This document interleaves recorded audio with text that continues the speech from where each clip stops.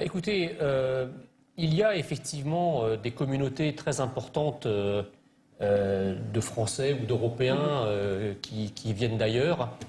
Et parallèlement, nous avons effectivement je dirais des élites dirigeantes européennes qui ne savent pas ce qu'est l'identité européenne ni les identités nationales.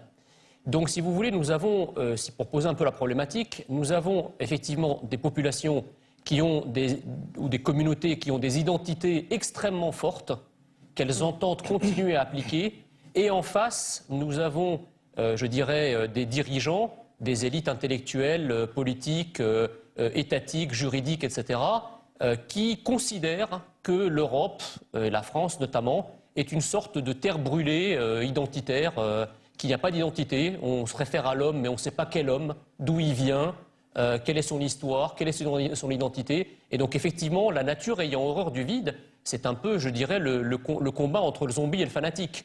C'est-à-dire que d'un côté, vous avez des gens qui vous disent « nous ne sommes rien », on ne reconnaît pas, par exemple, les racines chrétiennes, l'héritage gréco-romain de l'Europe, tout ça est passé aux oubliettes.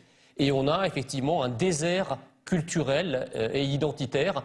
Et de l'autre côté, nous avons des communautés qui, au contraire, elles, ont une identité extrêmement affirmée, une pratique religieuse extrêmement affirmée. Et évidemment, le choc des deux fait que la majorité perd toujours en l'état actuel des choses.